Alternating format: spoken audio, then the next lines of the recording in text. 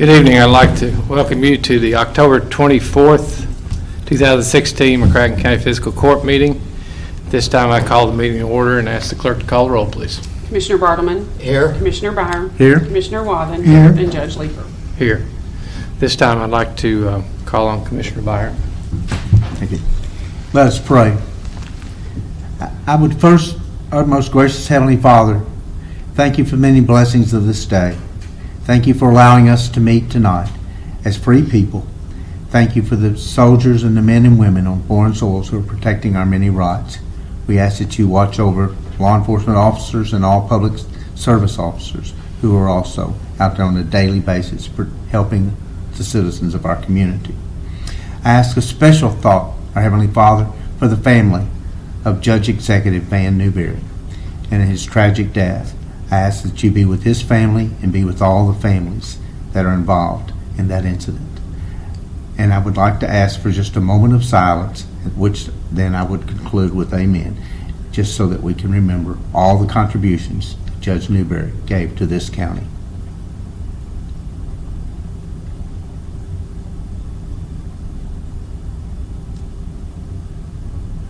Amen.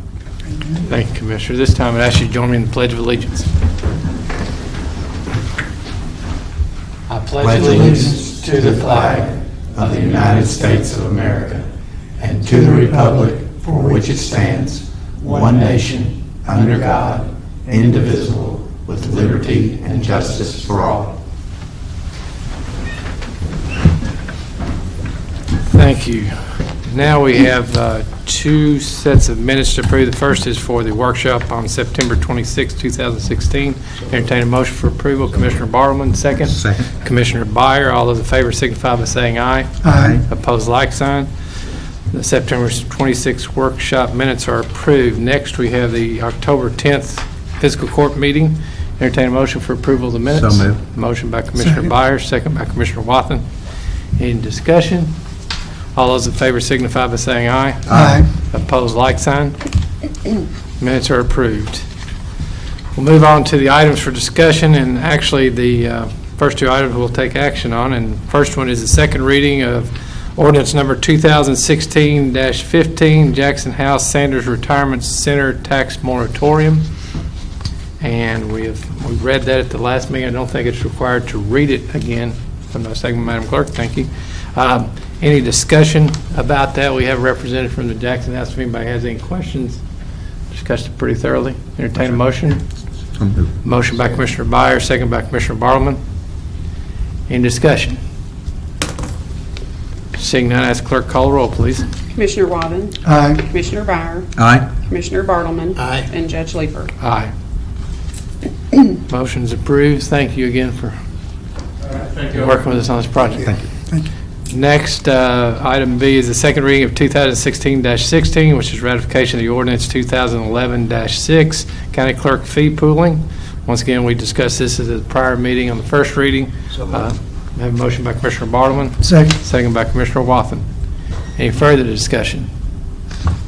Seeing none, ask the clerk to call the roll, please. Commissioner Byer. Aye. Commissioner Bartleman. Aye. Commissioner Wathen. Aye. And Judge Leeper. Aye.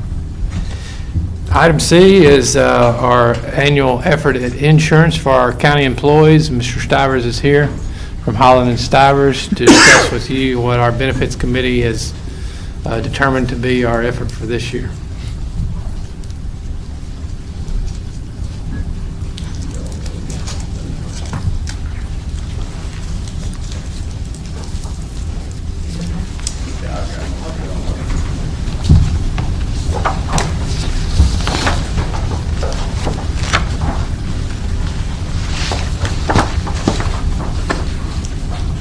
Doug, would you like a copy?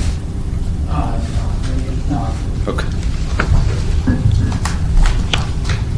Okay, so yeah, I'm going to talk briefly about kind of where we are. We have spent, we meaning me and the benefits committee, have spent a significant number of hours here recently debating, kind of the direction going forward. You have been presented this year with a significantly larger increase than we have over the last several years. We've been able to maintain that cost. Matter of fact, even including, and I think this is worth noting because I think we've worked really hard to keep this down as much as we possibly can for a number of years, and I think claims just kind of caught up with us. I actually didn't bring that information. Angie may recall exactly, but I'm pretty sure we saw about a $300,000 increase in claims dollars, like paid claims from in the consecutive 12-month period, from the 12 months prior to this most recent 12 months. Or, this most recent 12 months was 300,000.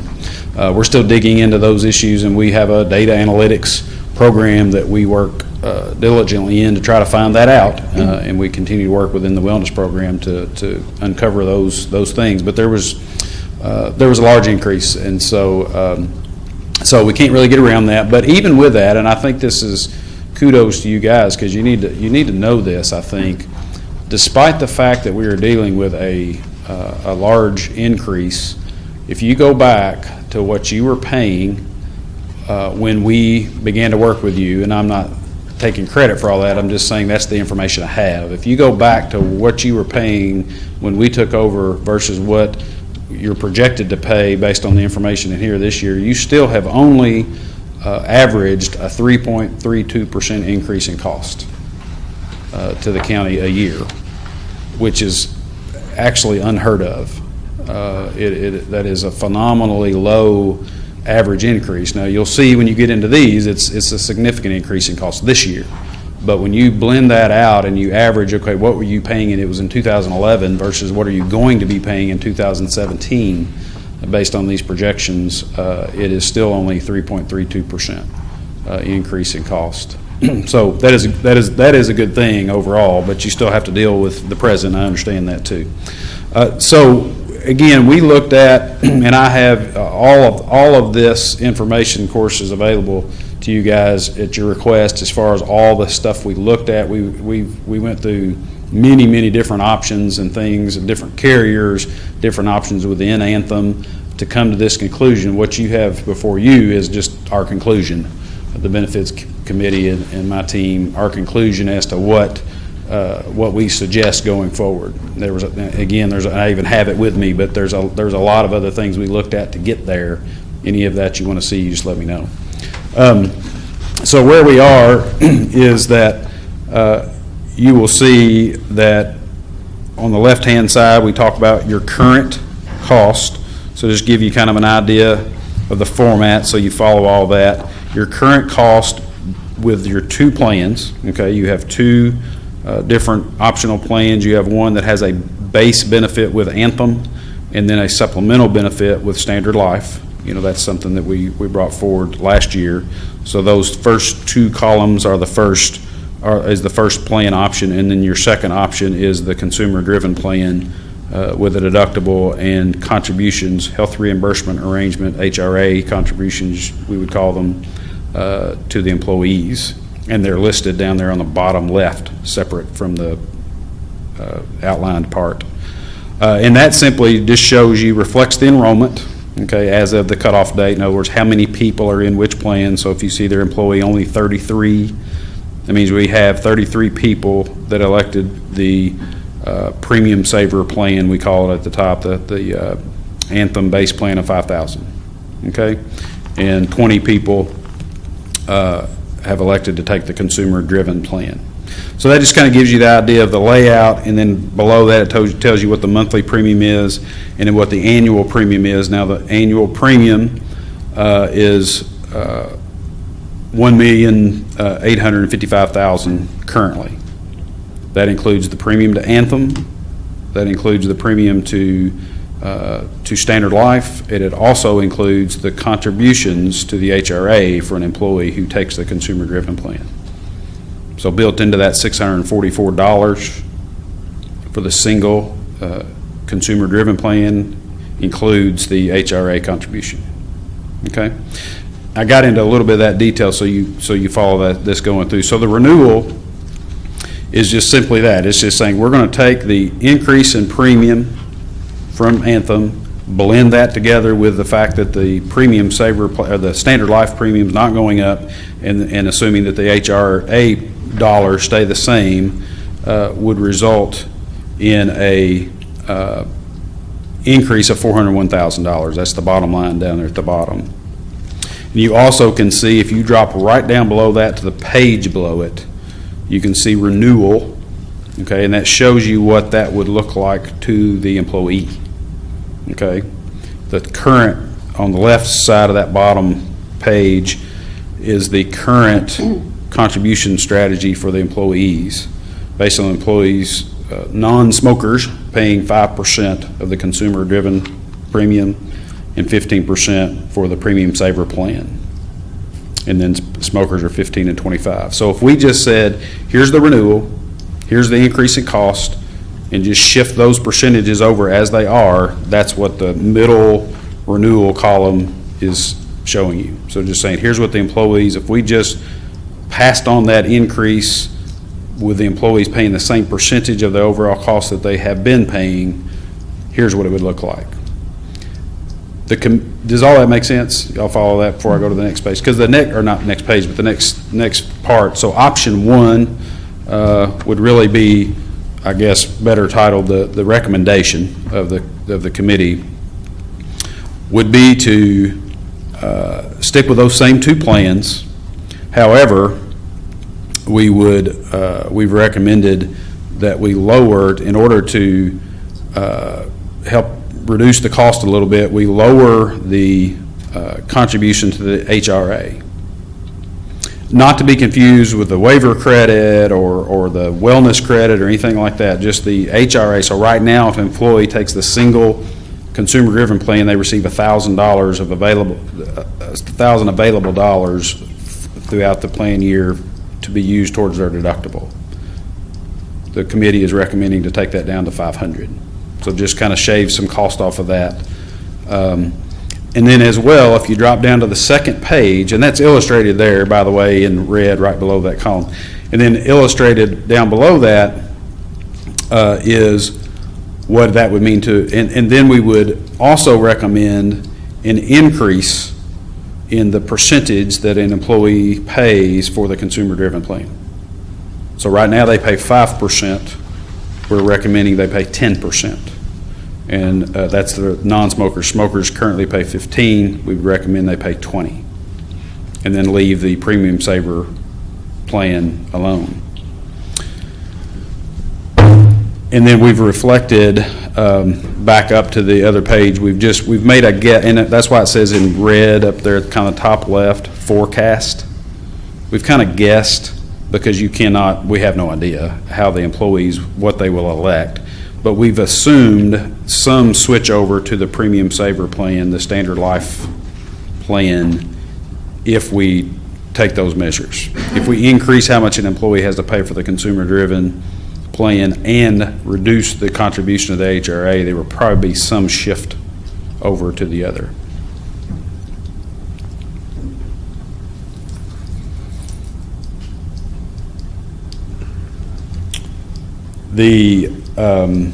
Any questions so far?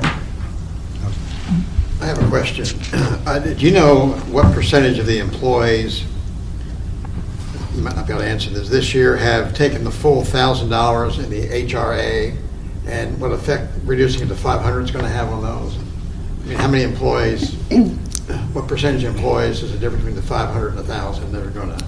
Well, it'll have a dollar for dollar impact because your money rolls over. Is that a hybrid? Did a lot of employees take advantage of the HRA from 500 to 1,000? Did a lot of them reach that?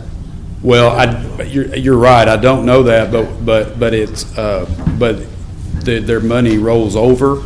So if they don't use it, it rolls over into the next year. So regardless whether they use it or not, it's still an expense to the county. Okay. Because it's not. Some HRAs do work that way, in that if you set yourself out for $1,000 and the employee only uses $500, then the county does, or the employer doesn't spend that $500. But that's not true in your case because it rolls over to the next year. But if an employee has over $500, it'll come out of their pocket then for that, Right. until they reach their deductible. That's right. Okay. Yeah, we're basically just on a single plan, just putting $500 more of the burden onto the employee as a measure to reduce The the employee cost. also is paying a higher percentage of the premium, is that right? That's what you said? Right. Okay. I'll make sure. understand that. Thank you. The budgeted amount, just so you have some perspective, again, we had to deal with a sizable increase and put all these pieces together, but the amount budgeted for what you're looking at here, including your life insurance that you pay for, including the wellness credit, the wellness program itself, the fee for that, and the waiver credit, that budgeted amount is $2,308,000 and a few more dollars after that. It's rounded off, $2,308,000. And that's in the 16-17 fiscal year budget is the 2.3. And this totals, if you add all those together, that's reflective. You don't have all the background math there of how that came up with, but the premiums plus the wellness credit. So in other words, every employee that earns 12 points in your wellness plan receives $80 a month. That comes to a total of $144,000. The wellness program itself, so the fee for an employee to participate in, or the fee for all your employees for you to have the wellness program, comes to a total of $49,000. The life insurance that you furnish, the $30,000 you furnish, is $15,000 roughly, and then the waiver credit for those who are waiving coverage who do not take your insurance is $102,000. You add all those together, it's a total of $2,260,000. So despite the fact that it is a significant increase, we still are coming in under the budget. Is the waiver credit, is that the same this year and next year? Mm-hmm. Yeah, $2,500. $250 a month, $3,000 a year. Right, yeah. That was reduced some a few years ago, but yeah, no, there was no discussion about that. Any questions? Was there any discussion in the benefits committee about the standard life? We haven't gotten a significant number of complaints, but when you're dealing with healthcare, if you're struggling to get one of these cards to Right. the provider to, staff to pay through one of these cards or whatever, there's no more frustrating time when you're trying to deal with your healthcare, you don't feel well, or your family member doesn't feel well. Did the committee have much discussion about any complaints that were had on that? That was brought up a little bit. There was not much discussion. There did not seem to be any overwhelming issue, but I know there are issues, and expected there to be. Last year, it was one of those items that we brought to the table as a cost savings measure. We didn't deal with this kind of increase, but we had if I remember right, we were dealing with 12% increase, I believe, and we got it down to 6 or 9 or something by adding this other layer. But I anticipated there would be some issues, and not surprised there are, but I did not sense that there was any overwhelming issue. We certainly want to know that. We do, we have a number of employers that do this, and all of them are going to have, anytime you add a secondary card, it is going to cause confusion, understandably. It just adds a layer of confusion to the process, but we want to make sure that we eliminate that as much as possible. So, I would encourage and have encouraged the committee, the department heads, to come to us. They're particularly fond of and used to working with Ronnie in my office, and she's the one that would primarily help them with those things. So, sort of talked about it, but it's not. It didn't seem to be any overriding issue, but we're aware of it. All right, great. Anyone else? Anyone else? Are you going to go further? Or are you? Well, I'm done with that part. If y'all are done, I'm gonna hit on the next few things. It'll be pretty quick, but it's just part of the process you all need to approve. The dental plan is paid by the employees, okay, by their credits they get or out of their check, however they plan to do that. It was the overwhelming consensus of the committee to accept the renewal from Anthem, which is actually an 8% increase, and we looked at some alternatives that would have saved money, but since this is the employee paying this, and since that 8% does not reflect very many dollars, they felt strongly that the employees would much rather pay another $1 or something a month, a couple of dollars, whatever it is, yeah, it's $2 or so a month, and continue to have the same coverage in company that they've had and not have new cards and that kind of thing. So felt like y'all would be okay with that since the county is not paying. That's not an increased cost to the county. The same with the vision, although there is no increase there, but just simply we looked at other options, and there were options on the page where we could have saved some money, but they opted to stay where they were, if that would be okay.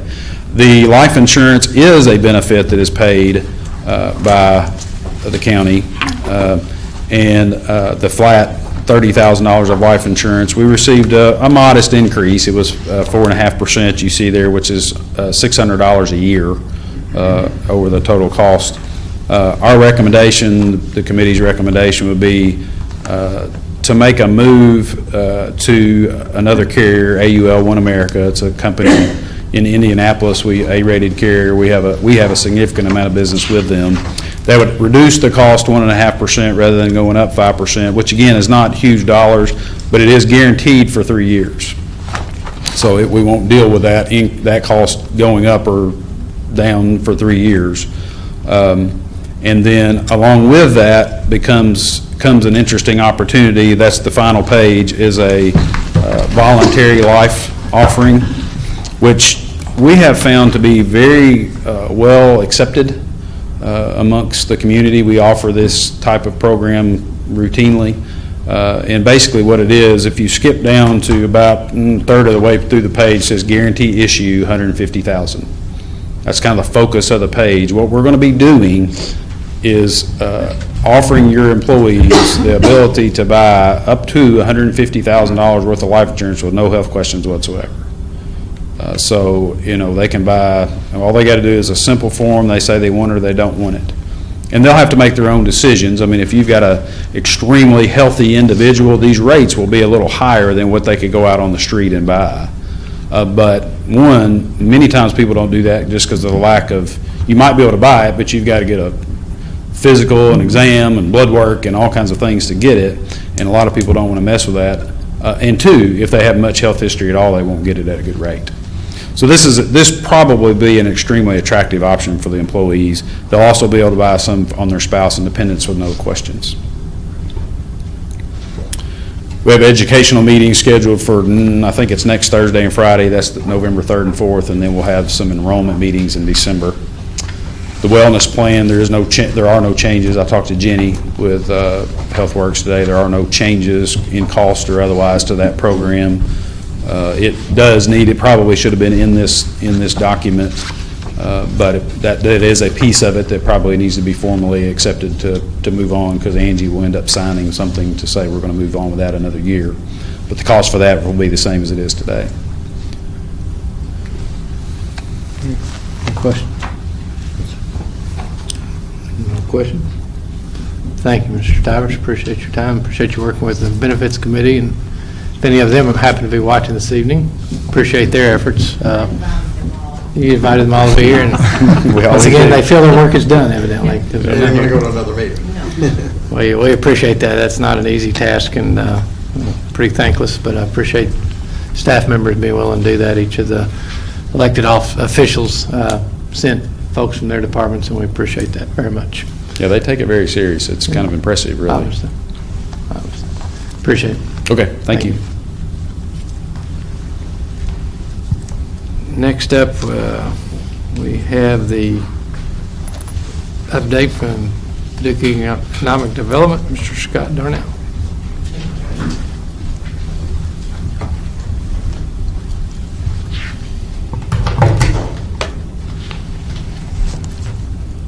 Well, thank you for allowing me to come tonight, and I think we'll give some more updates in closed session as permitted by law.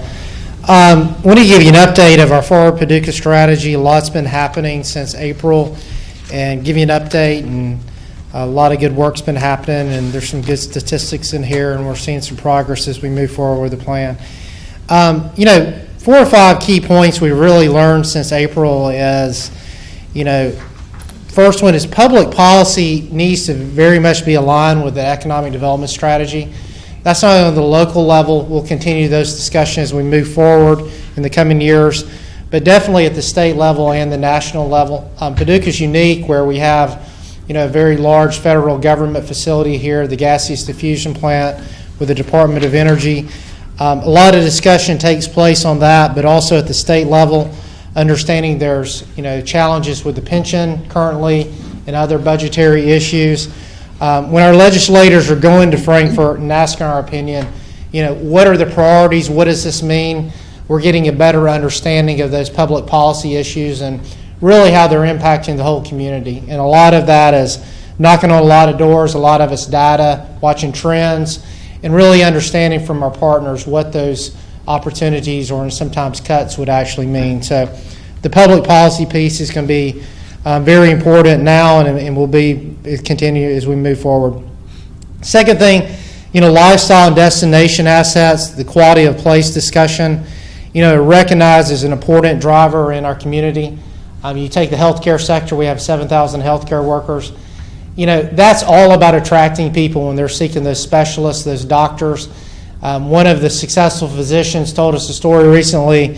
I sent my wife and child to preview the community, and if they liked the community, then I would have interviewed for the job. If they didn't like the community, we would have just moved on to the next community. So this quality of place assets are extremely important. Workforce and education is going to have to play a larger role in economic development. I'll give you some insight of what our industries are telling us about that soon, but definitely we have the assets here. How do we use them in a more productive manner?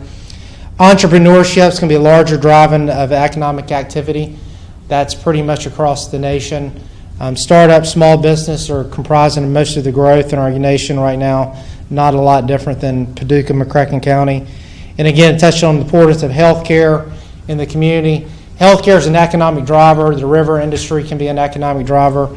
And because of the dominance of education, I think that's an economic driver. So how do we continue to use those economic drivers as the basis for continued growth? One of the 6 key goals, let's start with cultivating talent. Workforce development is one of the top discussions in the community right now. Our unemployment levels are historical lows compared to past 2 years. Hiring is continuing increasing with most of our sectors. We have a huge retail service sector, and especially around the holiday season. Look for probably pretty much everything in the mall area is currently hiring, job fairs. So there's a lot of hiring going on and demand for talent at this time of year. You're also seeing wage pressures. If we can't find people at X number of dollars an hour, either two things is we raise our offering to attract them, or in some cases, how do we increase productivity? Ultimately, increasing productivity raises wages anyway. That's a positive thing. But a lot of companies are having to look at how much do we pay? We can't attract talent. A lot of that's coming from everyone trying to hire at the same time, a lot of times in the same sectors.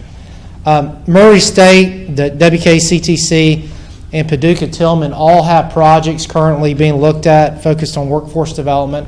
A lot of these are collaborations with local industries. As we move forward in a few months, you'll hear more about those strategies. And a lot of good synergies have been taking place how to address these different opportunities in these industries. Again, many of them are actively hiring now. We just got to look for more collaboration and strategies of asking the question, how do we use these educational assets to overcome this? Some of it's cyclical, some of it's created by, some of it's challenge. The challenges come from the market, but a lot of it can be addressed through different strategies with educational institutions, which is positive. The next goal of helping businesses succeed, what are companies saying? A lot of them is finding qualified labor. That's not always a bad thing. Probably every city or county throughout the nation, I could find an industry that says we'd hire X number of people if we could find X number of people. Sometimes it's applicant pools, sometimes it's competition, sometimes it's just the skill level. The training sector hasn't kept up with the demand and the skill. So a lot of different things to look at when companies tell us that, but that's a consistent theme across all our industries here locally. Again, there's a lot of pressure to compete domestically and globally. Revenues probably aren't increasing as much as they want to, but costs continue going up. Healthcare is a great example. If they have $1 million healthcare costs and they get a 10% increase, that's $100,000. So you hear a lot of those things of economic pressures. Still a lot of economic uncertainty. What's the next 5 years going to look like? What's the next 2 years? The recovery's been a little slower on the national level, but there's been a lot of very cautious growth, and planning for the future remains a concern of some industries. But the positive side is access to capital. Probably 5 years ago, access to capital was a top concern. Most companies, not only have capital, but access to capital at the local level has been positive. We've met with the SBA recently. Many of our local banks utilize SBA guarantees in some of their loans. They're actually leading the region doing that. So a positive thing for us is we're seeing a lot of access to capital and creative ways of extending lending, but statistically they're utilizing the right resources, the right ways to leverage the assets of local small business lending. So that's a good metric for us to continue to see as we grow. In inspiring innovation, a lot, again, entrepreneurship growth, is Entree Paducah has been phenomenal this past year. We continue to increase its resources each year. A great example is a partnership with Murray State's Business School, Jumpstart. This is sort of a mini MBA approach for small business owners. In 2015, we had 5 participants that graduated. In 2016, we had 25 participants that graduated. So they're receptive. It's very customized. We're seeing a lot more program growth. We're seeing a lot of partners come on board, and we'll continue sharing those metrics. And we have approximately 12 events scheduled for this year. So there's a lot of opportunity to continue that growth there. Connecting the resources to the community. It's not only public resources. There's a lot of private sector partners that have been involved in some of these initiatives. That's encouraging. They're bringing a lot of resources and industry knowledge to help these small businesses grow and seek different opportunities. The other part is adapting and recognizing there's a lot of solo entrepreneurs out there. I had lunch with one today. They're independent workers. They may work for a company out of Nashville or St. Louis. They like to have meetings here. They're looking for meeting place. They're working out of their home. That continues to be a huge growth opportunity for communities like ours, but recognizing how do we facilitate that growth more. They're typically very well paid. They're well educated. They just choose to live here for different reasons than access the internet and other resources, but they're definitely a growing part of our economy, and one we're recognizing and discussing how do we continue to grow. The celebrating culture aspect, of course, Paducah McCracken County's got a lot of cultural assets, especially the artist community, working closely with different artist groups of finding a better strategic direction, especially with the new art school. And Dr. Reese and I have been talking about that, what an asset, how do we turn it into a bigger economic engine. A great example of an event we helped start was Meet the Artist, highlighting our local artists and bringing people in to showcase what they do. In 2015, we had 53 artists participate. In 16, we've moved that to 73, and over the past 2 years, we've had 1,900 people attend those events. So a lot of those things is just becoming more strategic, looking at where we can grow the sector and how we can use the base of a new Paducah Art School to be sort of the hub for that innovation, continued growth. The next piece, telling your story, which is largely a marketing promotion piece. A lot of our promotions being done via social media or networks, promoting the success. A great example is the recent census information, growth of the bachelor degrees program as well as young professionals. The 14-15 census information came out. Here's something interesting. You got to look at trends, but this is just one snapshot of a year. In 14-15, the U.S. in the age brackets of 25 through 44 with bachelor's degrees, that demographic with bachelor's degrees grew 2.5% nationally. In the state of Kentucky, it was 3.4%. In McCracken County, it was 8.8%. So, we're utilizing the educational assets, the degree programs in the right targeted demographics. 25 through 44 is growing. The fiscal court and the city did a phenomenal job putting a 4-year university presence here.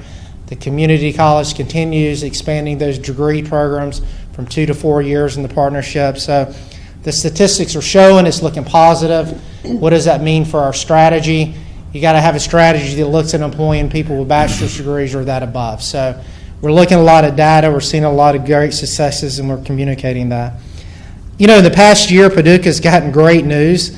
This has been, sent via partners and us throughout the nation. A couple of the rankings is Paducah's ranked as one of the 8 mid-sized cities that revitalized their riverfront, ranked as one of the best museums, the Quilt Museum. An article that highlighted 6 cities you thought were boring but aren't. Another one, the underrated southern towns you need to be spending a lot more time in. Perfect destinations for a quick trip. 4th of July, one of the best displays in America City, and best small towns for food in the U.S. It's great when we brag about ourselves, that's our job, but it's even better when these national publications do it for us. That is a great form of advertising. Kudos to Mary Hammond and her group for leading these efforts of getting these publications in our community. But that's very positive for us from a recruitment, local industry perspective of attracting people. When you hear positive press, that's always a good thing about your community. So we continue to monitor that and share those successes. The last key piece is investing in yourself. Is looking at the recruitment side. We'll talk in closed session. There's a lot of great activity there. We simply, because of our dominance as a retail service sector, we can't fill the jobs we currently have. So we've looked at a more aggressive strategy of raising the wage level and going after certain segments of the skill levels that we currently don't have. Not only do they pay more, but we're better suited for that. Again, we've got such a dominant retail service sector, a lot of construction going on. They're continuing to fill that demand in the $10 an hour range, which makes it difficult for us to compete. But the new industry sectors are at a little higher level and match better with our assets of how we can compete. So we'll continue to discuss that. The gas use diffusion plant, as many know, they have up to a 10-year contract now. That contract with the current contractor expires in July of 2017. They should award that, they say, a few months before July 17 to start the transition. The Duff 6 project was just awarded to a new firm. That should move forward at the first of the year. That's a 5-year contract. Duff 6 employs about 200 people out there, so it's a pretty sizable contract. We've been serving on national committees, discussing workforce development and other issues. That keeps us apprised to what DOE is doing and giving us good feedback on that. And there's some great opportunities with the plant. We think some new announcements should be coming forward with some of their strategic initiatives out there. So a lot happening, a lot of collaboration. What you'll see more for Paducah moving forward is some work groups are going to be established. Some other partners in the community are going to take a larger role in different pieces of that. And we'll continue pushing the metrics of the things we work on, analyzing the data and moving it forward. And again, look forward to coming back and continue giving you updates. Any questions? I guess simply, all of this sounds good, but I get the proof of the pudding is in jobs. And can you stand there tonight and tell us that you're optimistic that you're going to have some announcements? And I am optimistic. I'm optimistic. The jobs are being created. They're just not simply announcements. I mean, unfortunately, everybody would love an announcement, a big new factory coming in. It just doesn't make economic sense for us to give tons of economic incentives for $10 an hour jobs. We can't fill the one we have. When we're looking at the workforce development strategy, you're looking at a very holistic approach across here. I mean, we're historic low unemployment. What's the goal? Is the goal to create wealth? Is the goal to create a diversified economy? If that's it, then we're right on the right path. If we need to continue making more announcements, then let's go back and look at our policy. Are we competitive or are we not competitive? Unfortunately, a lot of the competition now comes from funding from states. The state of Kentucky is not in a position to write out large checks for industries. We have those opportunities here. I'm not saying we're losing solely because of incentives, but it's a bigger piece of the discussion. Simply if we need to announce more projects, what are those projects? And this process will continue to define that. And I think we are on the right path, and we'll just continue doing the right things. And if we need larger announcements or more job creation in certain sectors, then we'll definitely come back and look at those as we move forward with public policy. But as I travel and I look at Hopkinsville and I look at Bowling Green, I see some things happening up there that I wish was happening here. Hopkinsville, I think, is going to make some big announcements in the near future. They're both in Kentucky. Yeah. So something's happening up there that, if nothing else, maybe we need to take a look at what they're doing and why we're not with them. Yeah, I mean, I certainly would like to be Bowling Green, 45 minutes from Nashville, the #1 market in the nation. So, definitely Hopkinsville.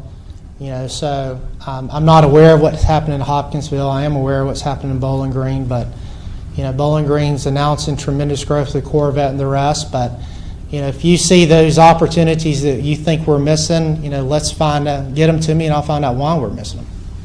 Okay, thank you. The Riverport Authority with the foreign trade zone. How does that work as far as getting opportunities for like manufacturing jobs and opportunities that? How does that? Can you explain how that would work? Because with us getting that, Sure. we should be having more. I'm not really sure how that works. It's a piece of the bigger puzzle, and it has a lot to do where they're bringing their goods in. If they're importing, the question is, if you're importing, there could be an advantageous advantage for you to locate with a Riverport, or if you're exporting. It's the key is it's one of those pieces of the bigger equation. Many of the companies we're talking to now, they're sourcing domestically. They're bringing it in and they're shipping it back out. Whitehall's a great example. They're not exporting, they're really not importing at this point. If they start exporting, could a foreign trade zone designation help them? It's one of those things. The river's a great thing if you use river transportation. So it's one of those things that need to be marketed on a bigger scale, and the companies that would take advantage of it, would be an advantageous relationship if it can be, but certain companies use it, certain companies don't. I've got a couple questions.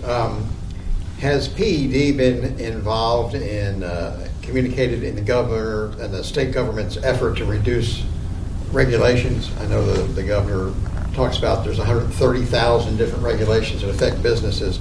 Number one, have you found that the state regulations are inhibiting any growth or new industry?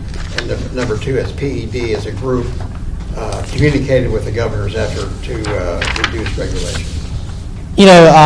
Are regulations and policies the same thing? Are you asking me? Mm-hmm. Yeah, I mean, I'm sure they are. Yeah. I think, the governor's, made several statements. One, the tax code in Kentucky's, needs to be revisited. The apportionment levels, the way we assess income taxes, it's got to be looked at. Some industries find it advantageous, but most don't. We have other public policy issues, whether you agree with them or not. The right to work issue has been talked at for years. Statistically, companies choose not to have third-party intervention.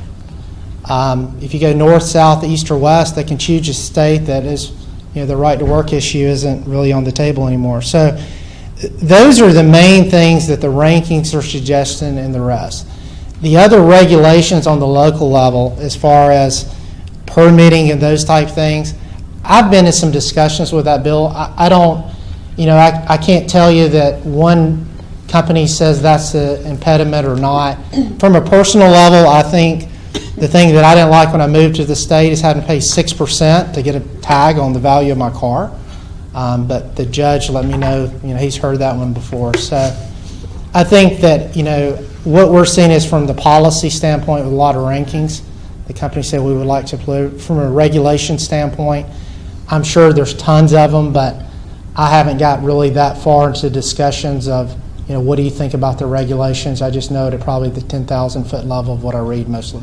I've been working with some healthcare providers who want to expand, but they're being blocked from doing that because of the state regulations. I know of at least one healthcare provider that's moved to Illinois because they could start their service over there immediately rather than go through the regulatory process that they weren't successful at. I went to a conference recently, and there was a speaker there from the movie industry, and they talked about how Kentucky has the best incentives in the nation for filming movies, and they want to expand more in Kentucky. They were locating up kind of in the central to eastern areas, and I met with them afterwards and talked about western Kentucky. They seemed to have an interest. I don't know if they were just being polite or if they really had an interest when I mentioned some of the movies that were filmed down here.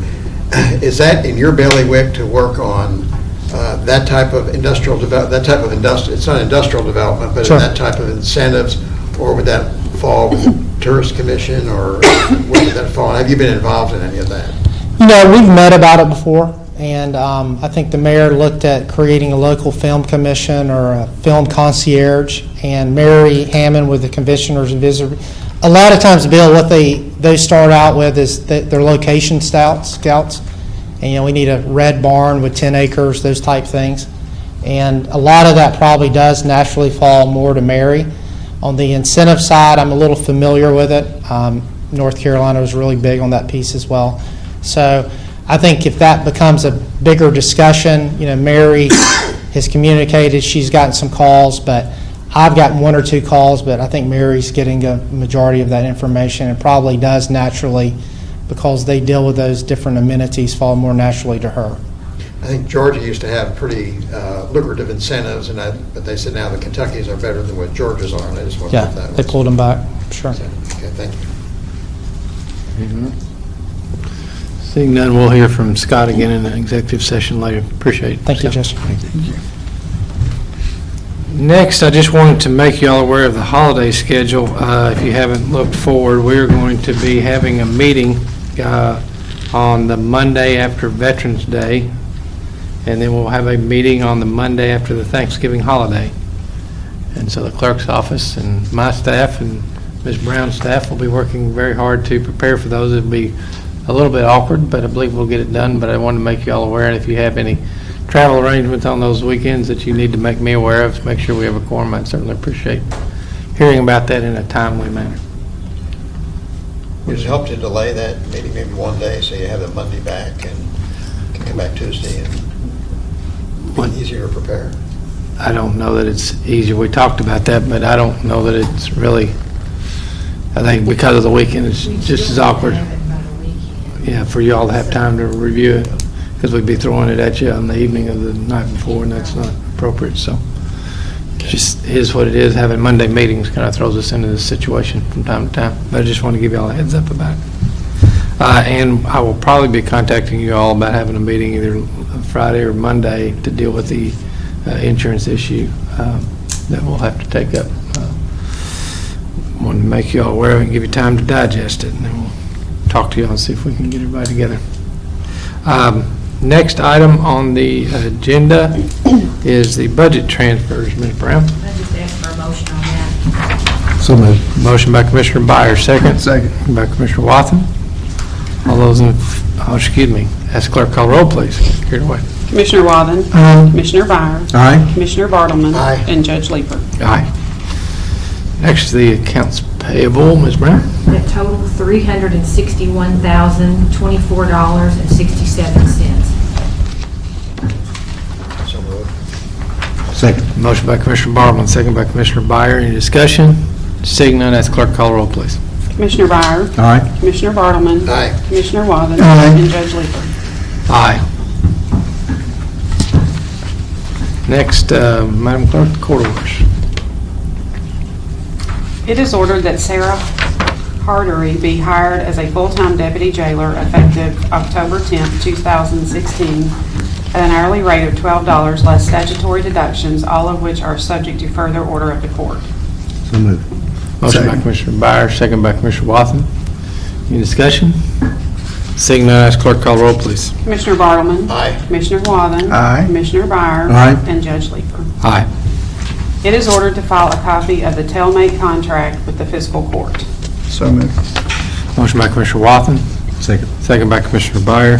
What is that contract? That is a contract with the jail that they have that allows the inmates to use a laptop to read or whatever, and they pay a fee for that. And this is an agreement with a company called Tailmate to provide that service.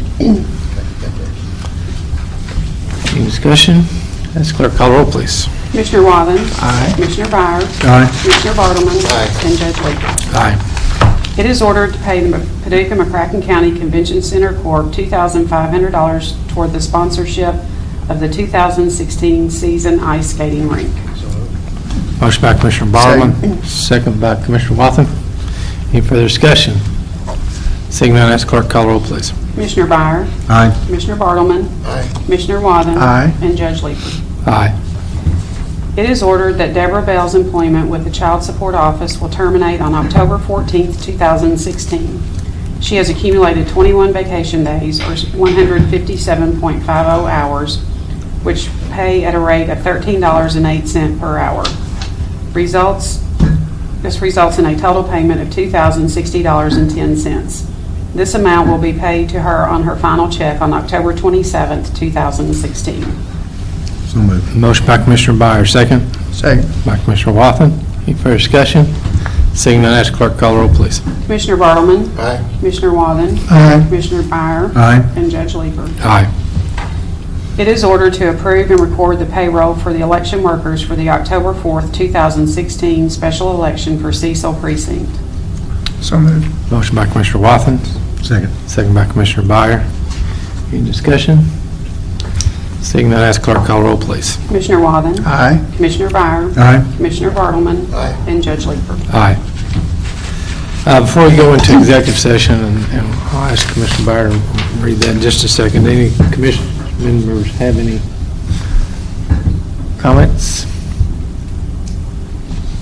Seeing none, let me just point out a couple of things that I'd like to know. We've been working really hard it's been 22 months now, and some things are finally starting to happen. I've learned a lot of patience in this job, but I can tell you that our staff's worked very hard to get to some places, and one of those is our energy performance savings contract.